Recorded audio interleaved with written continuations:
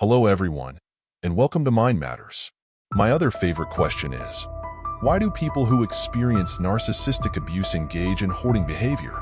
You see, hoarding isn't just about having a lot of stuff. It's often a complex response to deep emotional wounds inflicted by narcissistic abuse. Picture this. Individuals who have endured such abuse find themselves accumulating possessions like emotional armor, desperately seeking solace in a world that has left them scarred and vulnerable. So here we explore 10 reasons behind this complex and often misunderstood behavior. 1. Emotional attachment to objects. Have you ever noticed how some people seem to form deep emotional bonds with their possessions? Well, for victims of narcissistic abuse, this isn't just about having a lot of stuff. It's often a way of coping with the emotional turmoil they've endured. Some of the things I like to hoard or hold on to are dishes, teapots, and teacups, even if they're broken. After enduring the constant invalidation and manipulation from their abuser, these possessions become more than just objects. They're like lifelines, providing a sense of comfort and security amidst chaos. It's as if each item holds a piece of solace, a reminder that they are worthy of love and validation.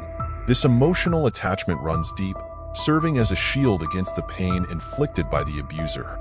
When the people who are supposed to care for you fail to provide the support you need, turning to objects for solace seems like the only option. The next time you see someone holding tightly to their possessions, remember that there's often a deeper emotional struggle at play. A little empathy and understanding can go a long way in helping them heal from the scars of their past. 2.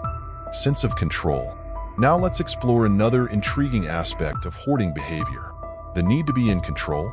Imagine living in a world where everything feels chaotic and uncertain. For individuals who have experienced narcissistic abuse, this feeling is all too familiar. That's where hoarding comes in. It's like building a fortress of possessions around oneself, creating a sense of order and stability in an otherwise tumultuous environment. When surrounded by their belongings, individuals feel empowered, as if they have regained control over their lives. It's a way of insulating themselves from the unpredictable nature of their past abuse, creating a barrier between themselves and the outside world. Each possession becomes a tangible symbol of newfound control, a reminder that they have the power to shape their own environment. In a way, it's a form of self-preservation, a way of reclaiming autonomy in the face of adversity. The next time you encounter someone with a penchant for hoarding, remember that it may be their way of asserting control in a world that once felt overwhelmingly chaotic. 3. Fear of loss. Let's unpack another compelling aspect of hoarding behavior, the fear of loss. Imagine feeling constantly on edge, fearing that everything you hold dear could be taken away at any moment. For individuals who have endured narcissistic abuse, this fear is all too real. It's like a shadow that follows them wherever they go, a constant reminder of the loss of control they experienced in the past. Hoarding becomes a way to safeguard against this perceived threat, a means of preserving what little sense of security they have left. Each possession becomes a shield against the uncertainty of the world, a barrier between themselves and the pain of potential loss. In a way, it's a form of self-preservation, a way of holding on to what little stability they have left. So the next time you encounter someone who struggles with hoarding, remember that their fear of loss runs deep and their possessions are more than just clutter. They're a lifeline in a world that once felt overwhelmingly unstable. 4. Identity preservation. Imagine feeling like your sense of self has been constantly undermined and invalidated by those around you. For individuals who have experienced narcissistic abuse, this feeling is all too familiar. Possessions become more than just objects. They become extensions of one's identity, tangible reminders of who they are and what they value. In a world where their worth has been questioned and their reality distorted, these possessions serve as anchors, grounding them in their sense of self. Each item holds a piece of their identity, a testament to their worth and uniqueness in the face of gaslighting and invalidation. In a way, it's a form of resistance, a way of asserting their identity in the face of those who seek to diminish it. So the next time you see someone surrounded by their possessions, remember that each item represents a piece of their identity, a symbol of resilience in the face of adversity. 5.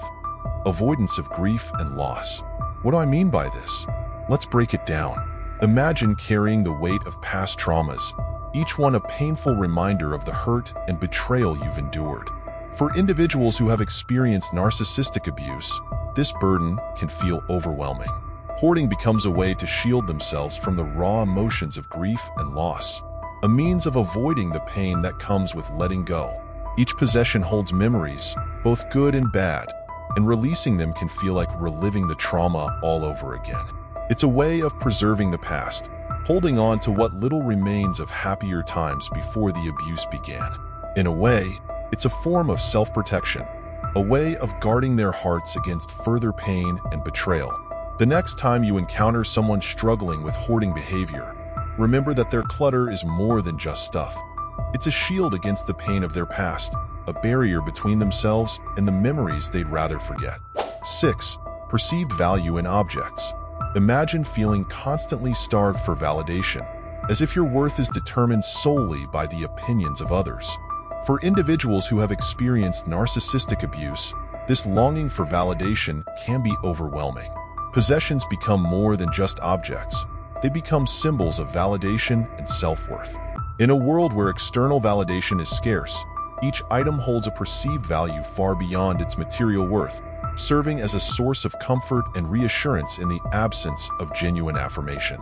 It's as if each possession whispers, "You are worthy," in a world that often fails to acknowledge their worth.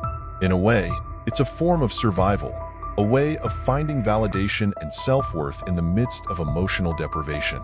So the next time you encounter someone with a penchant for hoarding, remember that their possessions are more than just clutter. They're a lifeline in a world that often fails to see their value. 7. Difficulty making decisions. The trauma of narcissistic abuse can impair decision-making abilities, leading to indecision and avoidance of discarding items for fear of making the wrong choice. 8. Attachment to memories. Possessions often hold sentimental value, representing cherished memories or connections to happier times before the onset of abuse. Hoarding becomes a way to preserve these memories and maintain a sense of continuity. 9. Compensation for lack of emotional support. In the absence of emotional support from the abuser, hoarding provides a form of self-comfort and emotional sustenance, offering a sense of companionship and stability. 10. Externalization of internal turmoil. Hoarding behavior can serve as a visible manifestation of internal turmoil and unresolved emotional pain resulting from narcissistic abuse. The cluttered environment reflects the chaos and disarray within the individual psyche. Show your support by liking this video and subscribing to this channel. Watch another enlightening video over here. Until next time.